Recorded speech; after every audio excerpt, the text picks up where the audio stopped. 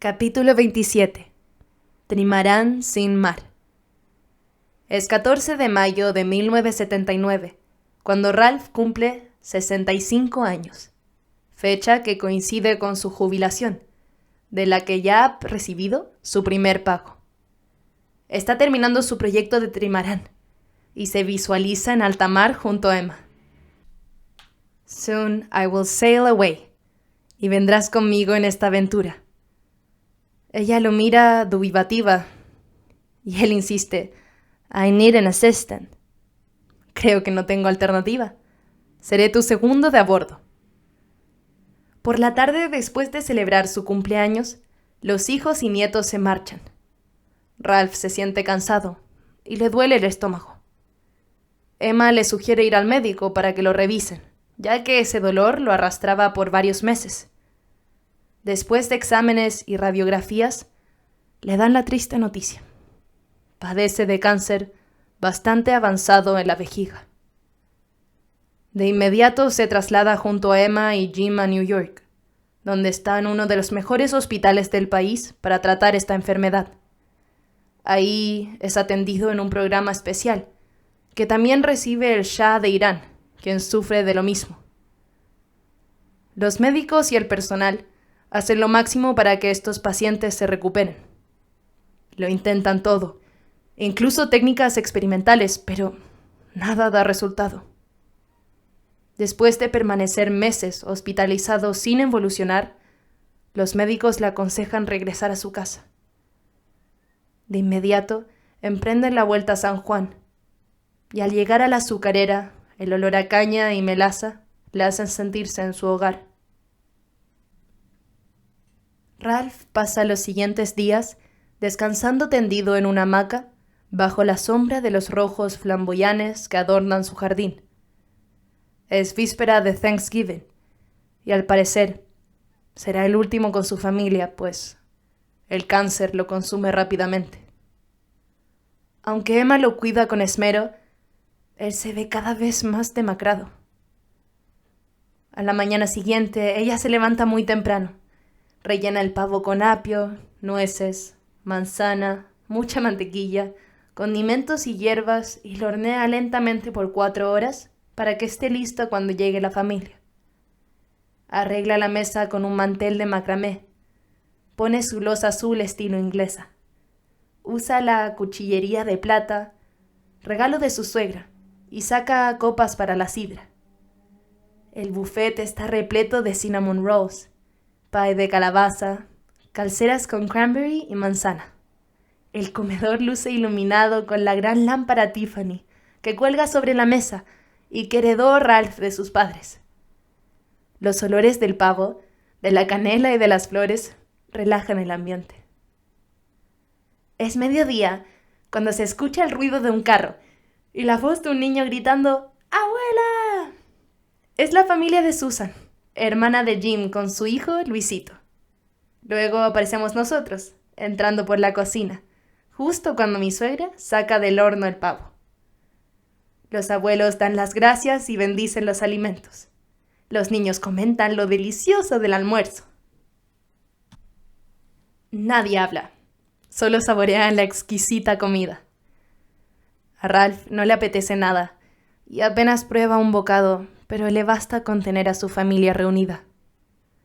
Cayendo la tarde, todos regresan a San Juan y se empiezan a escuchar los vecinos que van de casa en casa cantando parrandas y villancicos, tradición española que se conserva para dar comienzo a la época de Navidades. Al amanecer, se siente una romería que anuncia las misas de aguinaldo. Días después, a pesar del ambiente festivo y los cuidados de su familia, Ralph ya no resiste y comienza un letargo que lo lleva a fallecer en la madrugada del 8 de diciembre. Cuando lo sintió expirar, Emma se sentó en el borde de la cama.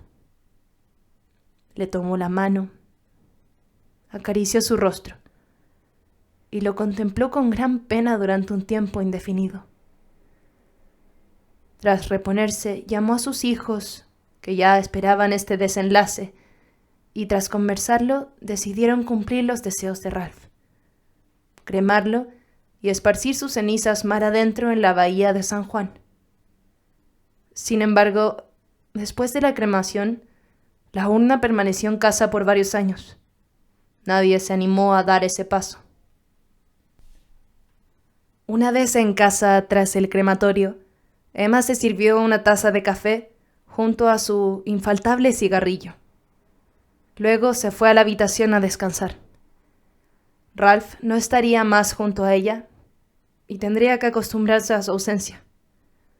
Solo quedaban recuerdos de los 30 años que estuvieron juntos. Las noches que se desvelaron planeando la aventura del bote, ideando los menús que ella cocinaría en alta mar, y tantos otros sueños que no pudieron cumplirse. Ya eran casi las 6 de la mañana cuando sintió algunos jíbaros caminando hacia los cañaverales. Abrió el ventanal para que entrara el sol y vio junto al bebedero de pájaros un par de reinitas que se bañaban sacudiendo su plumaje mientras otras volaban de rama en rama. Salió al jardín para verlas de cerca y escucharlas trinar. Caminó por entre los mangos que habían caído simulando una alfombra dorada en el suelo. Era la fruta predilecta de Ralph. Él los hacía jugo y los congelaba, y cuando la temperatura se trepaba por sobre los 90 grados Fahrenheit, los comía para hidratarse mientras trabajaba en su barco. Continuó por el caminito y en un costado bajo el enorme galpón estaba el trimarán.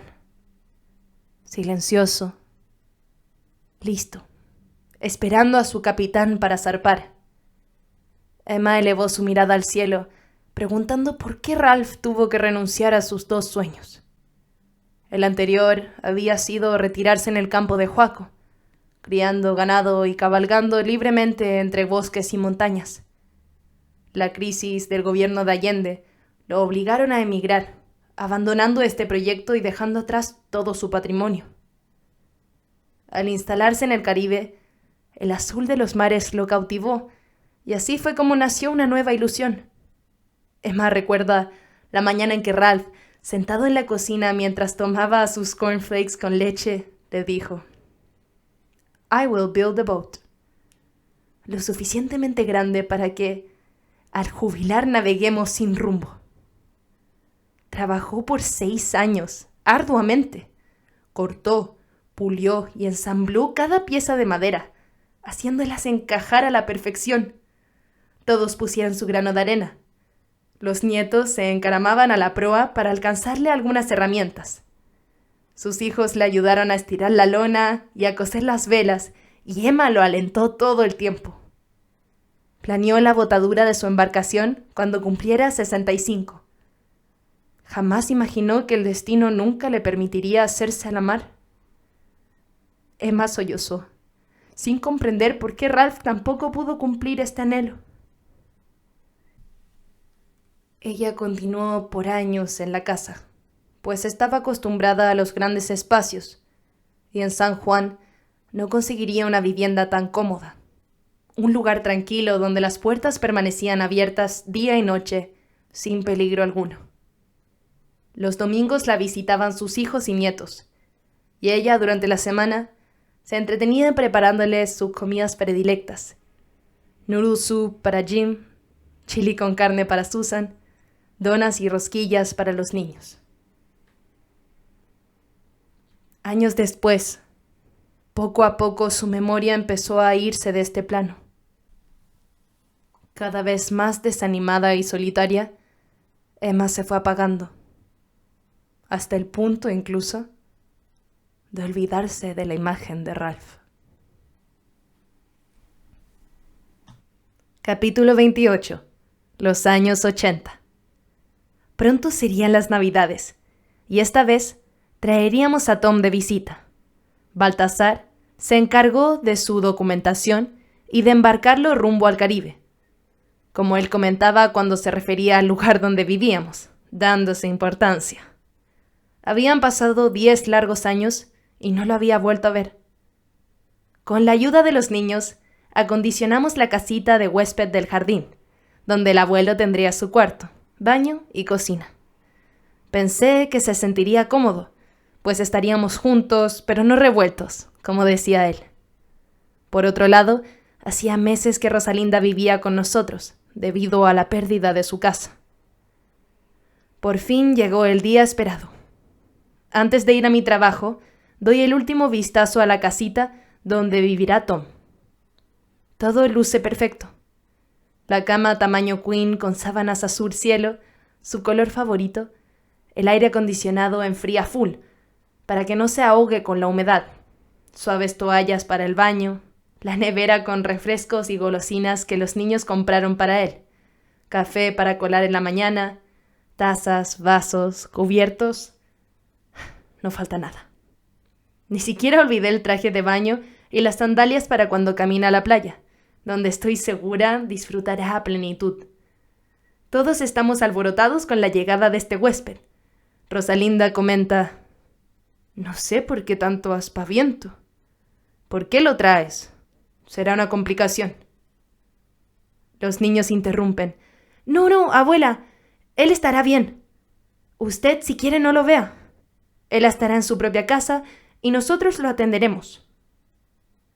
Aunque no lo conocían personalmente, ellos lo defendían a morir, debido al aprecio que yo les había inculcado hacia su abuelo. A veces les leía las cartas que me enviaba o les contaba los cuentos que mi padre me relató a su edad. Llegó la hora de ir al aeropuerto, 8 de la noche en punto. Avianca anuncia la llegada del vuelo procedente de Chile. Comienzan a salir los pasajeros y estamos impacientes por verlo aparecer tras la puerta de cristal, que se abre automáticamente cada 2 minutos. Entran los maleteros, salen los pasajeros y Tom no se divisa. Ya no queda nadie. Pregunto al guardia si puede averiguar por Tom Valdés. Luego se acerca un alguacil de aduana y dice: «El señor Valdés está en emergencias con el médico porque le ha subido la presión gravemente. En este momento está saliendo en ambulancia directo al Ashford Medical Center». Con la impresión por tamaña noticia, tomamos el carro y condujimos directo al hospital. Llegamos a emergencias y tras un rato en la sala de espera, nos anunciaron que había sido estabilizado y que al día siguiente podríamos llevarlo. Después de una noche atroz, en la madrugada por fin llegamos a casa. Los nervios y la emoción lo traicionaron, pero se recuperaría en horas. «Ya estoy bien», dice por la tarde cuando lo visitamos en su pieza. «Con el amor y el cuidado de mis niños, me siento otra vez como un champion». Rosalinda le mandaba mensajes a través de los nietos, no de bienvenida, sino de rezongos. Al día siguiente, a las 8 de la mañana, el sol ya calentaba. Tom se levantó de bermuda azul, sandalias y camisa tropical para desayunar. Coló café y cocinó una paila de huevos con jamón. Matt estaba deslumbrado por la recuperación del abuelo y corrió a abrazarlo. «Voy a ponerme mi short para irme contigo a nadar». «Terrific», contestó el abuelo. «Vamos a ver cuál de los dos es el vencedor». Mientras yo me encaminaba al trabajo, ellos hacían lo mismo a la playa. Verdaderamente fueron días preciosos, en que todas las mañanas se bañaban juntos mar adentro. Tom era el tiburón y los niños nadaban a su alrededor. Por las tardes dormía una plácida siesta. También se hizo amigo de algunos americanos con los que practicaba su idioma mientras les contaba anécdotas de su vida en Chile.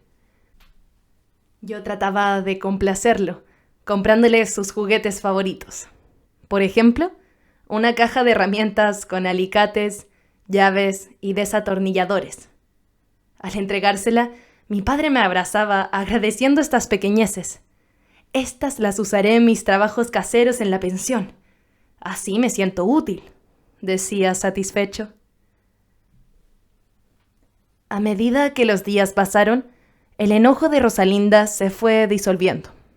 Como quedaban solos durante varias horas, no tuvieron más remedio que hacer las paces. Por las tardes, cuando yo regresaba del trabajo, los sorprendía en la terraza comentando trivialidades amigablemente. Hablaban de las diferencias entre Chile y Puerto Rico. Tom era quien llevaba la voz cantante y mi madre escuchaba atentamente. Lo que a mi papá más le llamó la atención de la isla era la convivencia entre tanta diversidad de razas y estatus sociales. En una oportunidad me confesó que no le gustaba lo heterogéneo del ambiente. Pienso que esa mentalidad se debía a la idiosincrasia de su país, un lugar apartado donde las clases pobres y pueblos originarios estaban mucho más segregados. Yo preparaba un té y me unía a ellos para disfrutar de esa armonía tan excepcional. Los contemplaba con nostalgia y pensaba, tanto amor desperdiciado. Aún me pregunto cómo vivieron esos 50 años entre el amor y el tormento. ¿Qué clase de pilares sostuvieron su fortaleza de arena? Durante su estadía, lo llevamos junto a Rosalinda a conocer el viejo San Juan y el Morro, un recinto que a Tom le impactó. Sabía que te gustaría venir, le dije. Es impresionante. Me encantaría conocer su historia. Si me permites, papá, después de haberme contado tú tantas historias, esta vez lo haré yo. Of course, mi niña. Soy todo oídos. Este lugar se llama San Felipe del Morro y tiene más de 400 años. Se construyó como fortaleza de defensa para quienes venían a atacar la colonia española desde el mar. Después, el castillo fue ocupado por los americanos como base militar entre la Primera y Segunda Guerra Mundial. Y no se lo pierdan, justo en este año lo declararon Patrimonio Mundial de la UNESCO. ¿Te imaginaste estar parado sobre una construcción de 4 siglos? Agrega esta novedad a tu repertorio de historias. Ya me estoy imaginando 1000 batallas, celebró. También visitamos Dorado Beach, el más prestigioso resort cuyos dueños era la familia Rockefeller. Allí pasábamos los domingos y disfrutábamos del brunch para después dormir la siesta en las reposeras bajo las palmas tropicales, escuchando los tambores del Steel Band. Al regreso a la casa, mi padre me besaba la mejilla y me agradecía. Estoy soñando, hija. Cuando vuelva a mi cuarto y esté solo, voy a pensar en estos días maravillosos que he pasado aquí. Así se fueron los 3 meses y llegó el tiempo de regresar. Ese día preparamos una comida distinta con que despedirlo. Aún recuerdo las generosas palabras de mi marido cuando le dijo, «No se vaya, Tom. Aquí tiene su casa. Puede quedarse con nosotros todo el tiempo que desee». «No, gracias», le contestó él. «Usted es muy amable, Jim, pero ya he pasado suficiente tiempo y mi lugar está en Chile. Debo irme, aunque tal vez algún día vuelva». En la madrugada, Jim lo llevó al aeropuerto. Unas semanas más tarde, tuve la alegría de recibir una carta. Rancagua, junio 20, 1983. Querida hijita, parece que te has convertido definitivamente en mi paño de lágrimas, porque cada vez que estoy broken down, o sea, quebrado, llega tu cariñosa y querida mano a sacarme adelante. Ayer era la celebración del Día del Padre. Las radios y televisión hicieron durante todo el día un recuerdo de los hijos a fin de que no se olvidaran de sus viejos, y aunque fuese un cariñoso abrazo que les dieran, sería recibido con cariño por los viejos que un día les dieron bienestar, alegría y todo lo que todo padre hace en beneficio de sus hijos razonablemente. Yo pensé que mi hijo vendría a saludarme y saber sobre mi salud. Pasé todo el día en cama, esperando su llegada que, por supuesto, no llegó. No me gusta llorar miserias, pero me hubiera gustado recibir un cariñoso abrazo de su parte. Pero había olvidado que él ya no es el mismo de antes. Ahora él es el rey de Sián, o tal vez el faraón de Egipto, lo cual no es lo mismo que ser el niño que yo acuné en mis brazos y que dormía y jugaba conmigo. Todos los días parece que, como dice el tango, le hicieron mal las alturas. Y como dice el poema de Zorrilla, Diego, el capitán don Diego, no ha de ser el Diego Patán que fue a las guerras de Flandes como humilde soldado. después de prometer a su vuelta desposar a doña Inés. Eso estaba bien cuando era un simple soldado de fortuna, pero no ahora que volví a casa convertido en capitán. Pasando algo más agradable, pasó algo que no esperaba, y todo sigue rutinariamente. Igual llueve, tengo mi estufa. No me falta el té caliente con sopaipillas que hace la Manuela. También algunas veces un vaso en mi lindo jarro de navegado con clavos de olor y canela. Siempre queda el recuerdo de ustedes. Cada cosa que pruebo me gustaría compartirla con ustedes. Y como dices tú en tu carta que, si quiero volver, las puertas están abiertas. Y si vienes a Chile y me convidas, vuelvo a ir. Sé que las horas que pasé con ustedes fueron magníficas, alegres, y no hice nada de lo que pueda avergonzarme. Respecto a mi salud, está como un roble. Cuando el tiempo está bueno salgo a andar. Voy a leer frente al hospital y recuerdo otros tiempos. A veces veo a tu mamá que sale en dirección a casa. Gracias por los $10. Cayeron como peñasco en ojo de boticario. Hasta la próxima. Tu padre que te quiere. Tom. Capítulo 29. El primer trabajo de Matt. Eran pasadas las 5 de la tarde y acababa de llegar de mi oficina cuando mi hijo Matt, con solo 13 años, me estaba esperando muy excitado para decirme: «¡Felicítame, mamá! Acabo de conseguir mi primer trabajo». Yo lo miré incrédula. ¿Qué? Hoy en el colegio, un supervisor del periódico El Nuevo Día fue a reclutar chicos para que lo repartan en la urbanización, y yo fui elegido. Empiezo mañana. Estaba tan entusiasmado que se trastabillaba con las palabras. «Me voy a ganar 20 billetes semanales. Los ahorraré para mi nueva patineta». «¡Ah! ¡Qué bien!», dije. «¿Y estás dispuesto a levantarte a las 5 de la mañana todos los días, incluyendo los domingos?» «Sure, Mom», respondió, extendiéndome una hoja con un contrato que yo debería firmar, para autorizarlo a desempeñar su trabajo. Escribí mi nombre junto al suyo, sabiendo que yo también estaba asumiendo esa responsabilidad, pues no podía permitir que mi niño saliera solo caminando con tamaño peso a esas horas. Al día siguiente, cuando nos levantamos, aún era fin de verano y la mañana estaba radiante. La guagua del Nuevo Día ya había depositado un bonche de diarios en la entrada de nuestra casa. Matt los montó en la parte posterior del carro y emprendimos la ruta. Nos topamos con algunos vecinos que se dirigían a sus trabajos y nos saludaban con simpatía, especialmente a mi hijo, alentándolo en su nuevo empleo. Mi Matt era muy listo. Se había criado desde los 2 años en Ocean Park y conocía como la palma de su mano cada bloque, desde el parque pelota hasta la orilla de la playa.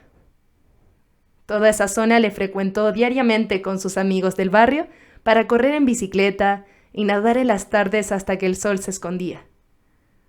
Cuando nos acercamos a la primera entrega, sacó de su bolsillo una lista de los clientes. Casi todos eran los padres de sus panas y me dijo: «Detente en la casa amarilla». Apenas frené, se bajó como un rayo y dejó el periódico sobre el limpiapiés de la puerta de entrada. Así, continuamos dando vueltas hasta terminar la jornada de nuestro primer día. Al llegar a casa, tomamos desayuno, nos duchamos y seguimos con nuestras rutinas diarias. Gracias a Dios, vivíamos a pocas cuadras del colegio, así que me era muy fácil dejarlos y luego seguir a mi trabajo, que estaba en la misma manzana. En las siguientes ocasiones, mientras recorríamos el trayecto del reparto, noté que había algunos objetos domésticos en buenas condiciones en el antejardín de varias casas. Los propietarios los dejaban ahí porque no los necesitaban y para que alguien los pudiera aprovechar. Así fue como una mañana, mi ojo de águila se clavó en una hermosa butaca de caoba tallada, circa 1900 a 1940. Me acerqué a inspeccionarla, y mientras Matt volvía al carro, yo había abierto el baúl y le dije: «Ayúdame a subirla, la llevaremos a casa». El muchacho me miró sorprendido y agregó: «¿Estás bromeando?». «No, coge las patas, yo el respaldo y entrémosla rápido, para que no te vaya a ver algunos de tus amigos». Esas fueron las palabras mágicas. En unos segundos, nuestra adquisición iba rumbo a casa y en un par de semanas volvió irreconocible del restaurador, pulida y con un fino tapiz a rayas color pastel. Por la tarde, cuando mi hijo regresó a casa, la vio en medio de la sala y quedó boquiabierto, exclamando: "Good job, Mom. Espero que con los años me la heredes". En otra ocasión, encontramos un elegante secrétaire librero estilo gregoriano, con puertas de cristales curvos y biselados. Con el tiempo supe que era una pieza muy difícil de conseguir y apreciada por los anticuarios. Estaba intacta en la acera de una casa que había sido habitada por unos gringos que se habían mudado. Al parecer, los transportistas de la mudanza la olvidaron. Nunca supe si para recogerla ellos después o para mí. Al llegar a casa, Jim nos ayudó a entrarla y quedó muy sorprendido con nuestra adquisición. Hasta se ofreció a darle un pequeño refresh, pues no necesitaba más. Yo me sentí feliz, pues él había heredado de su abuelo y su padre el hábito de trabajar la madera. Recuerdo que por las tardes, cuando regresaba de la línea aérea, se iba directo al garage y con suma dedicación pulía cada recoveco del mueble. Así estuvo varias semanas. Yo todos los días iba a ver el progreso y le decía que ya estaba listo. Pero él, con su perfeccionismo, decía: "No, aún no. Debe quedar suave como el terciopelo y la veta reluciente". Después de 1000 horas de trabajo, una tarde cuando regresé de la oficina, me lo tenía de sorpresa en la sala, al lado de mi elegante butaca. Yo corrí a decorarlo con libros y en la cubierta del escritorio puse un abrecartas de plata junto a unos pequeños anteojos de metal flexible que habían pertenecido a su abuelo. Me senté a contemplar mis primeras antigüedades sin saber que esta iniciativa, con los años, me convertiría en anticuaria. De más está decir, cada vez que alguien nos visitaba, hacía un comentario con relación a mis 2 joyas, preguntándome por su origen. Yo, sin inmutarme, empezaba a relatar que el secrétaire lo había traído de Europa el abuelo de mi esposo, a fines de guerra, en 1945. Y al mencionar su nombre me preguntaban: ¿el general? Sí, decía yo. Al escuchar mi marido y mis hijos esta respuesta, desaparecían lentamente, uno tras otro, avergonzados, mientras yo continuaba entreteniendo a mis invitados con estas fábulas, al igual que hacía Tom. Años después, me percaté que al haber sido extranjera, con mi acento chileno, muy diferente al español que se habla en el Caribe, me dio ventaja, porque donde quiera que iba y abría mi boca, hacía amistad, ya fuera en el almacén, en el médico o en la peluquería. Es algo muy propio de mí. Me gusta compartir con las personas y saber de sus vidas, que muchas veces están en la misma frecuencia mía y solo desean conversar. Así fue como, cuando llegó la hora de convertirme en propietaria de mi antique, estaba preparada para atender a mis clientas, con las que me quedaba horas charlando trivialidades. Pero lo más importante es que siempre se iban con algún artículo, del cual se enamoraban a través de mis cuentos.